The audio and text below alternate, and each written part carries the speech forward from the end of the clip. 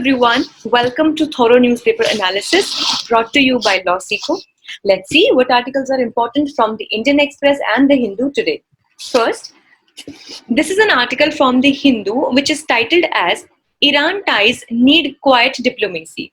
Very recently, we got to know that the Chahbar Rail project, which is a very ambitious project, and earlier India had to be a part of it as a major investor in that project. But now Iran has decided to move forward with this project and leaving India due to the lack of funds, or to say the delay of funds. We have already discussed this before, but today we will be analyzing it to a greater extent, and also talking about the role of Afghanistan and the benefits that would go out to Afghanistan through this project. Secondly, the migrants' right to vote. This also has been discussed before in our previous sessions, but today we will be discussing more towards with a legal aspect and a legal discussion about it, and that can be a very potential question from a mains point of view. And how should we make efforts to make it possible for the migrants also to avail their right to vote? And thirdly, we'll be talking about the news in flash column, wherein we talk and discuss the small and crisp news that can be a potential question from our prelims exam.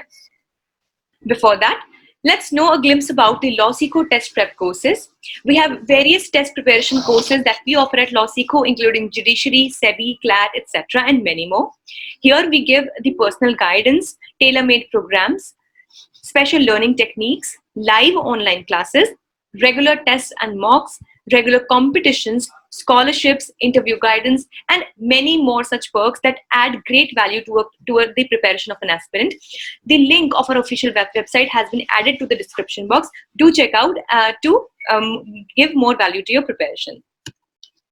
With this is the multiple choice question that is about the context that we will be dealing in today. And let's see who is able to answer this question. The question is, Trilateral Agreement on Establishment of International Transport and Transit Corridor has been signed amongst which three countries? First, India, Japan and Australia. Second, India, China and Bhutan. Third, India, Nepal and Bhutan. Or fourth, India, Iran and Afghanistan. Then we have the descriptive kind of question. The question is, in order to celebrate the real democracy, it is important that each citizen is given an equal right and opportunity to vote, including the migrant workers. Discuss in detail what steps should be taken in this direction. So one of our articles is dealing entirely with this issue, and thus we hope that you will be able to answer this question.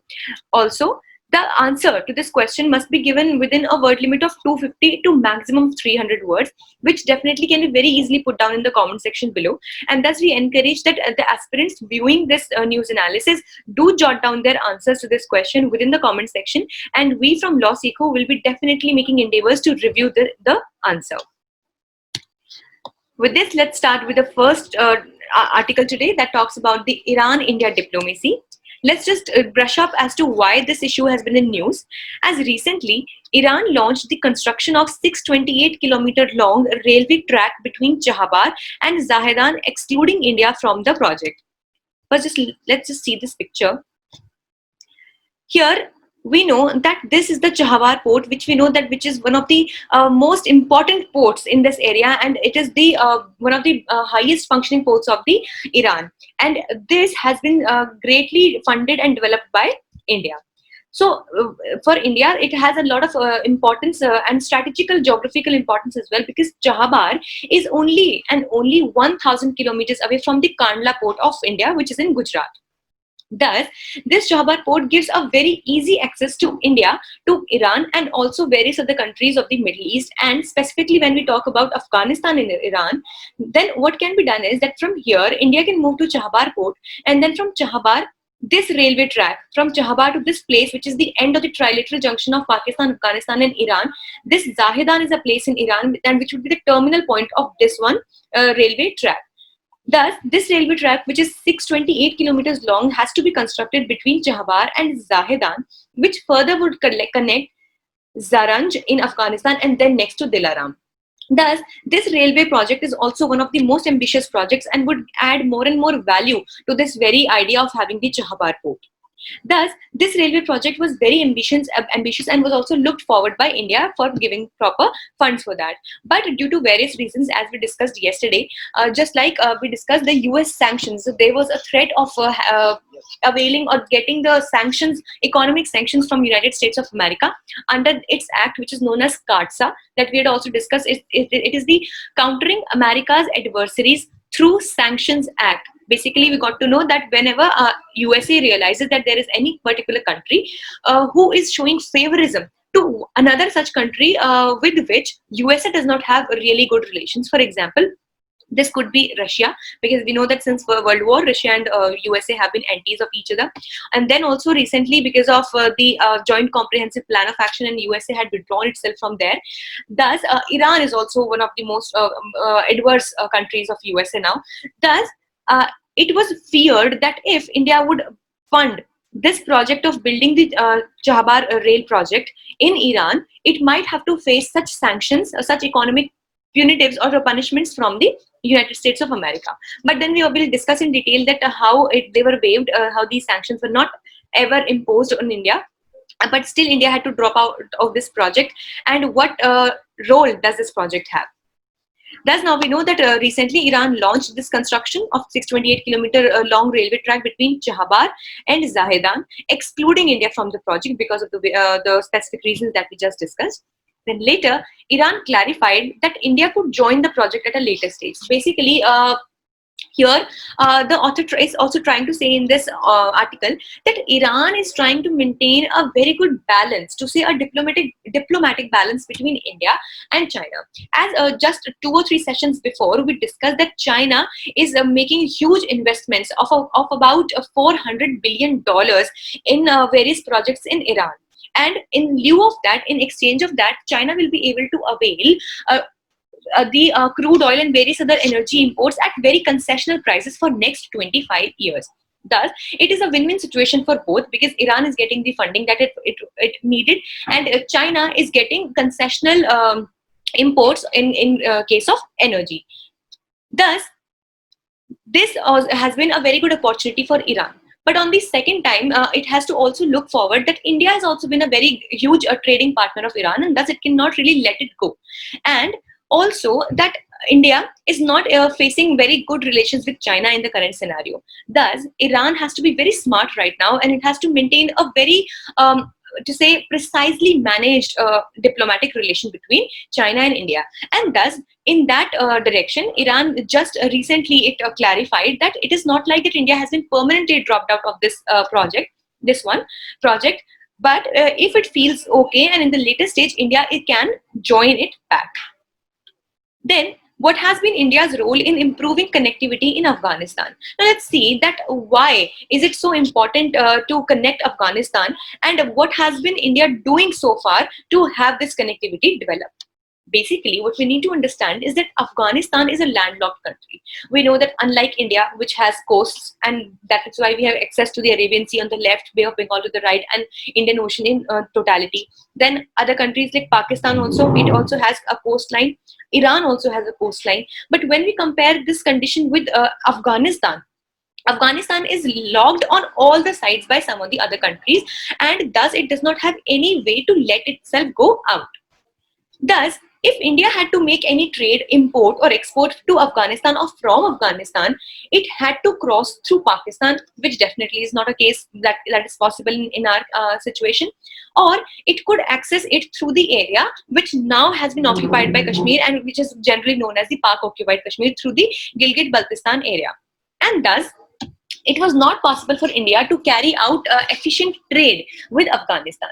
Thus, if the Chahabar port has been functional, thus it would be possible for India to access firstly the Chahabar port, and thus through this railway track the entire Afghanistan once this railway project is constructed properly. Thus, it was very important for India to have this route, and which was an alternative route, and gave India an easier access to Afghanistan. Since 2003, now let's see that what efforts have been made by India in this direction. Since 2003, India supported connectivity for Afghanistan through Iran to lessen dependence of Karachi port, because earlier, here is the Karachi port, this place, And this was the another area through which Afghanistan could be connected. But definitely, in case of any externalities, or if in case of any aggression, definitely Pakistan would not allow India to go through this area, and it would not be safe for India for that matter. And thus, we needed an alternative, and thus India started this ambitious project of the Jhabbar port. In 2008, India completed a 220-kilometer road connecting Zaranj to Dilaram at a cost of $150 million. Now, this place is Zaranj and this is Dilaram. Both of these lie in Afghanistan. Now, the road, which is a very huge project connecting between these two areas, this was also constructed. This is a 220-kilometer road, and it was also constructed by India at a cost of $150 million.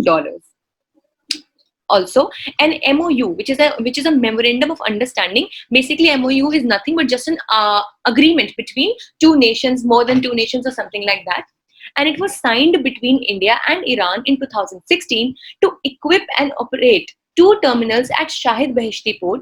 Phase 1 was declared operational in 2018. Next, India signed a trilateral agreement on establishment of international transport and transit corridor between, now here is the answer to your MCQ basically, between Afghanistan, Iran and India. And thus, we can see that since time, India has been making various efforts, and that too quite significant efforts, to grow trade and better relations with Afghanistan, and to have alternative ways of moving towards Afghanistan without bringing Pakistan into the play. Then, India started developing a special economic zone at Jhabbar after US sanctions were waived. Now, as we know that US had waived, it had the sanctions that India was fearing to face from the side of US, they actually were never imposed on India, because United States of America realized that this very project that we are discussing about has great potential to benefit Afghanistan. And we know that since the World Trade Center was blasted by the Osama, and since then a war has been there between Afghanistan Taliban and between United States of America. And thus, now very recently, we know that since 2 to 3 years, or since Donald Trump has been in power over there, he has been promising that he would withdraw the American army back, and now it will be a peace will be settled between Afghanistan and USA.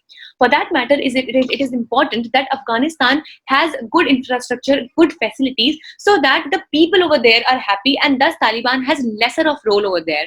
And thus, India is playing a very significant role in building the infrastructure and raising the standard of living in Afghanistan.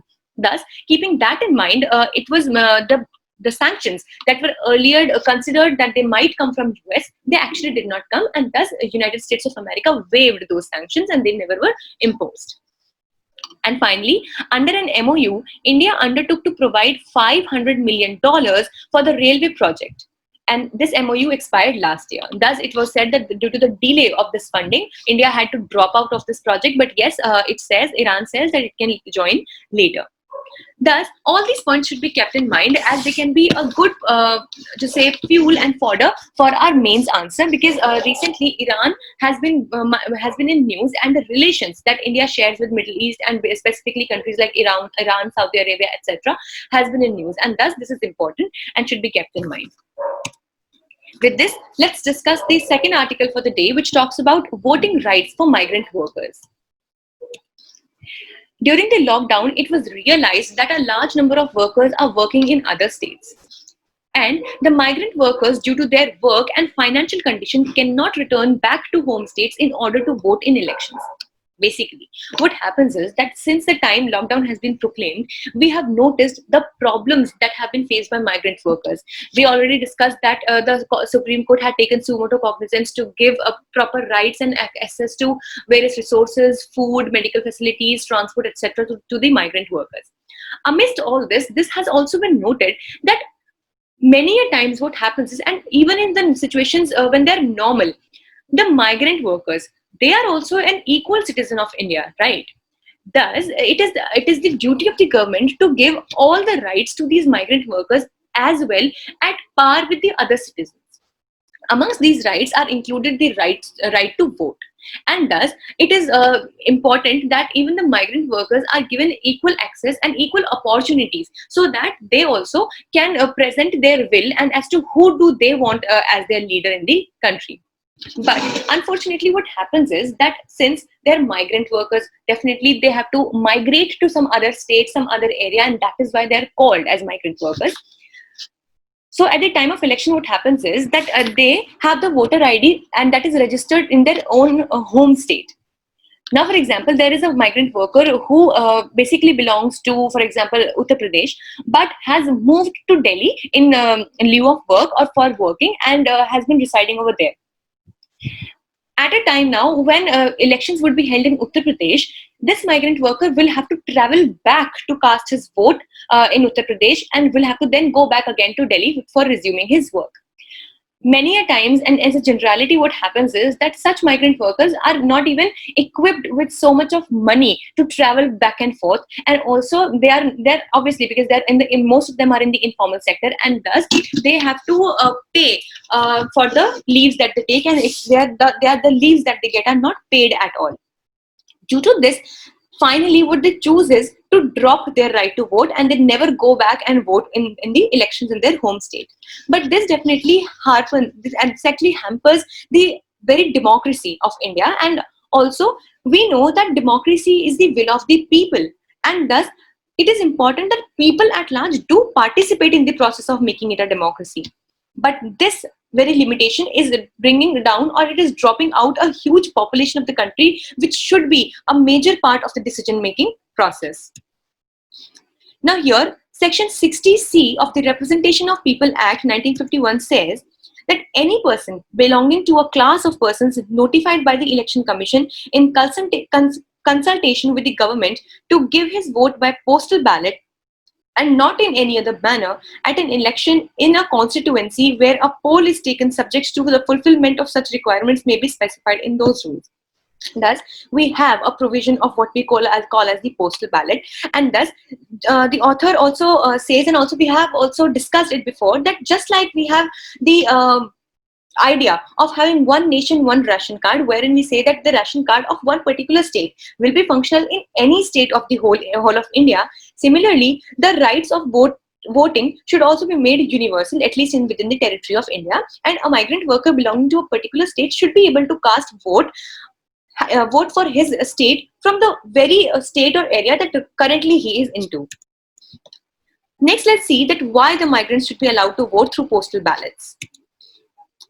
Supreme Court in PUCL and another versus Union of India and another in 2003 said that right to vote is an extension of freedom of expression. Basically, we know that freedom of speech and expression is a fundamental right under Article 19(1)(a), and the Supreme Court said that right to vote is one of the forms of this, one of the extensions of freedom of expression, because herein the person who's casting a vote is able to express his will and his choices. Thus, we should understand that how much importance should be given to right to vote. Next, Article 326 of the Indian Constitution provides that elitist notions of qualifications did not exclude the individuals from either voting or contesting in elections, and thus each and every individual has an equal right to vote, and thus an equal opportunity should also be given to such persons. Then, Article 19 of the Indian Constitution provides freedom of movement to every citizen and freedom to reside in any part of the country. Herein, it should be understood intricately that the migrant worker is basically not in the violation of any of the things, because he has under Article 326 has the equal access to vote. Under Article 19, he has his freedom to move to any part of the country and also to work in any profession. Thus, all of these fundamental rights should be given to him, amongst which also we have the right to vote, which explicitly though is not a fundamental right, but yes, according to this judgment of Supreme Court, it definitely can be considered as an extension of the right of the freedom of expression.